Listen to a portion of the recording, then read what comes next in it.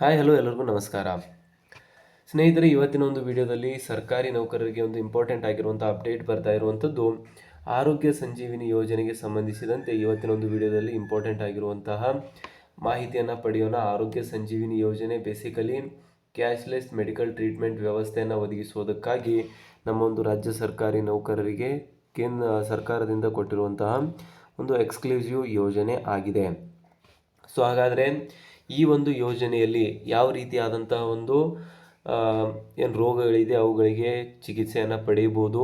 ಕುಟುಂಬದಲ್ಲಿ ಒಬ್ಬ ಸರ್ಕಾರಿ ನೌಕರರಿದ್ದರೆ ಅವರ ತಾಯಿ ತಂದೆ ಅಣ್ಣ ತಮ್ಮ ಇವರಲ್ಲಿ ಯಾರಿಗಾದರೂ ಹೆಲ್ತ್ ಇಶ್ಯೂಸ್ ಕ್ರಿಯೇಟ್ ಆದರೆ ಅವರಿಗೂ ಕೂಡ ಇದರಿಂದ ಚಿಕಿತ್ಸೆಯನ್ನು ಪಡಿಬೋದಾ ಅಥವಾ ಇಲ್ಲ, ಮತ್ತು ಎಷ್ಟು ಅಮೌಂಟ್ ರಿಫಂಡ್ ಆಗುತ್ತೆ, ಮತ್ತು ಕ್ಯಾಶ್ಲೆಸ್ ಮೆಡಿಕಲ್ ಟ್ರೀಟ್ಮೆಂಟ್ ವ್ಯವಸ್ಥೆ ಬಗ್ಗೆಯೂ ಕೂಡ ಮಾತನಾಡೋಣ. ಅದರಲ್ಲಿ ₹1 ಕೂಡ ಸರ್ಕಾರಿ ನೌಕರರು ಕೊಡುವಂಥ ಅವಶ್ಯಕತೆ ಇರೋದಿಲ್ಲ. ಪ್ರೀ ಅಪ್ರೂವಲ್ನ ಪಡೆದು ಸರ್ಕಾರಿ ನೌಕರರು ಅಡ್ಮಿಟ್ ಆದರೆ ಅಥವಾ ಅವರೊಂದು ಡಿಪೆಂಡೆಂಟ್ಸ್ ಅಡ್ಮಿಟ್ ಆದರೆ ಎಲ್ಲ ಒಂದು ಹಣವನ್ನು ಸರ್ಕಾರದ ಕಡೆಯಿಂದಲೇ ಭರಿಸಲಾಗುತ್ತದೆ.